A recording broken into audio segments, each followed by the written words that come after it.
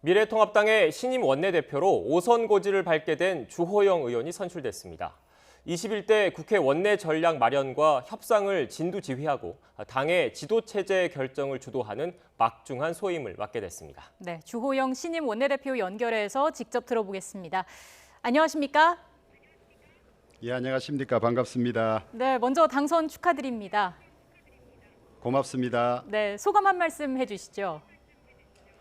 180석이라는 거대 여당 앞에서 겨우 개헌 저지선을 넘긴 야당의 원내대표로서 네. 커다란 책임감을 느낍니다.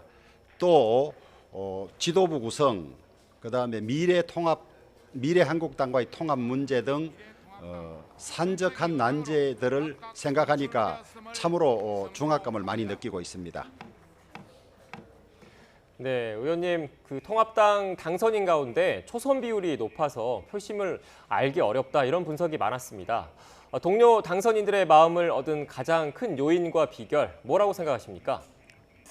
실제로 84명 중에서 40명이 초선이어서 네. 저희들이 그 표심을 알기가 참 어려웠습니다만은 제가 야당과 민주당과 여러 차례 협상을 하고 그 협상 결과가 좋았던 것, 그런 것들이 아마 저를 지지하도록 하는 요소가 되지 않았을까.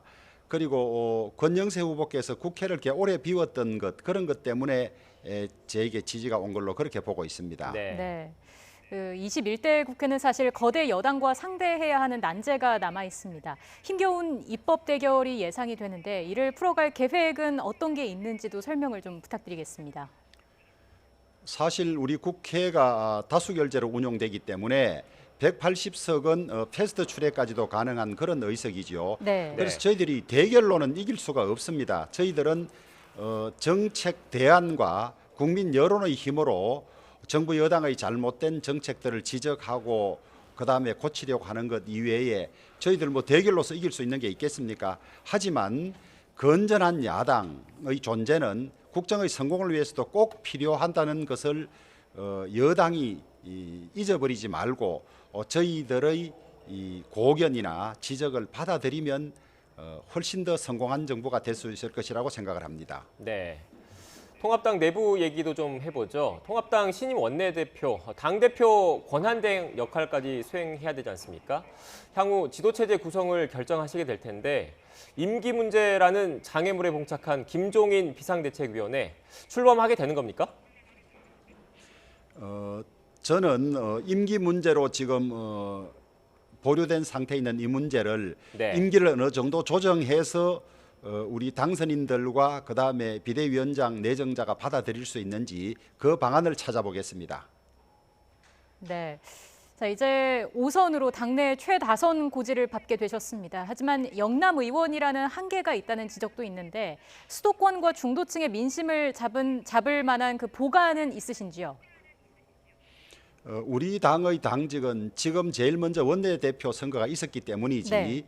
이 비대위원장 혹은 당대표 최고위원 정책위 의장 상임위원장 여러 직책들이 있기 때문에 네. 원내대표 한 사람이 영남권 출신이라 그래서 수도권 민심이나 이런 것이 소홀히 되지는 절대 않을 것이라고 보고 있습니다. 네. 또 이제 하나 문제를 짚고 넘어가야 될 게 김태호, 홍준표, 권성동, 윤상영 이렇게 무소속 당선인 네 분이 계시지 않습니까? 복당 문제가 걸려 있는데 앞으로 어떻게 결정할 계획이십니까? 저희들 절차에 의하면 본인들이 복당 신청서를 내면 시도당에서 심사를 하고 네. 최고위원회 승인을 받도록 그렇게 되어 있습니다. 네. 그 절차를 거쳐서 문제가 최종 정리되도록 하되 저도 무소속으로 나왔다가 복당해본 경험이 있는 사람으로서 네. 정당은 뜻을 같이 하는 사람은 가급적 빨리 합치는 것이 좋다는 생각을 가지고 있습니다. 네. 복당과 복당 가능성에 대해서 완전히 닫아두지 않겠다 이렇게 이해를 해도 되겠습니까? 닫아두지 않겠다. 예. 네, 가능성을 닫아두지 않겠다 이렇게 이해해도 된다는 말씀이시죠? 그렇습니다. 예. 네, 알겠습니다. 자, 그리고 비례위성정당인 미래한국당과의 합당 여부 그리고 그 시기도 관심인데 미래한국당에서 합당에 부정적인 기류도 엿보이는데 어떻게 결정할 계획이신지요? 저는 미래한국당의 탄생 과정이나 그다음에 총선 과정에서의 지지 호소나 이런 걸로 볼 때 네. 국민들은 같은 당으로 인식하고 있고 제가 아는 바에 의해서라도 미래 한국당 측도 통합해야 된다는 생각을 가진 분이 많은 걸로 알고 있는데요. 네. 저는 가급적 빠르면 빠를수록 좋다는 생각을 가지고 있고 빠른 시간 내에 미래 한국당 지도부와 이 문제를 논의할 생각입니다. 네. 그리고 패스트트랙 충돌 재판도 통합당 의원들에게 변수로 꼽히고 있습니다. 당선 무효가 나올 수도 있는 그 중대한 사안인데 원내대표로서 이제 딱히 해결할 방법이 마땅치 않아 보인다. 이런 의견도 있는 게 사실인데 보관이 있으십니까? 이제 사법 절차에 가 있으니까 사법 절차로서 결론을 내야 하겠죠. 다만 이 공수처법이나 공직선거법은 재정 과정에서의 불법성 때문에 위헌 심판이 제청돼 있는 상태이고 또 그렇지 않다 하더라도 지금 공직선거법에 따라서 지금 치른 총선이 위성 정당의 출현으로 완전히 그 엉망이 된 그런 선거 상황을 만들어 놓았지 않습니까? 네. 그런 것들을 저지하고 지적하기 위해 했던 그런 때문에 기소된 분들은 10분 이 누더기 선거법이 이 정치 현실을 이렇게 어렵게 만들고 바로 개정해야 된다는 국회와 국민들의 여론이 그 과정에서 충분히 참작돼야 한다고 보고 있습니다. 네. 의원님 또 하나 추가로 좀 질문을 드리고 싶은 게 이제 앞으로 21대 국회 어떻게 보면 첫 과제로 3차 추경 또는 뭐 공수처 설치, 공수처 구성과 관련된 문제가 있을 것 같은데 이제 그러니까 여당과의 협상이 또 필요한 부분이지 않습니까? 여기에 대한 전략 어떻게 수립하실 생각이십니까?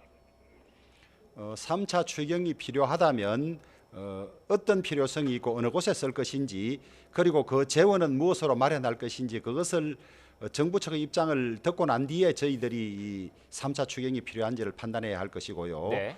그다음에 공수처법은 지금 법의 완성도가 떨어져서 여러 가지 후속 입법도 필요하고 또 공수처장을 선정하는 과정도 필요하기 때문에 그것은 민주당 측과 긴밀히 협의하도록 하겠습니다. 네. 네. 자, 마지막으로요. 동료 의원 그리고 시청자분들께 통합당의 신임 원내대표로서 각오와 향후 계획을 부탁드리겠습니다. 건강한 비판 세력, 건강한 야당의 존재는 국정의 성공을 위해서 반드시 필요한 상황입니다. 저희들이 국민들로부터 지지를 받지 못하는 그런 측면들을 빠른 시간 안에 고쳐서 진정으로 국민의 어려움과 고통을 함께하는 정당으로 거듭 태어날 테니까 국민들께서 많은 성원과 지지를 해주시길 바라고 저희들은 절박한 각오로 당을 재건하고 국민의 지지를 받을 방안을 마련하도록 하겠습니다. 네. 지금까지 미래통합당의 신임 원내대표로 선출된 주호영 의원과 함께 이야기 나눠봤습니다. 의원님 다시 한번 당선 축하드리겠습니다. 감사합니다.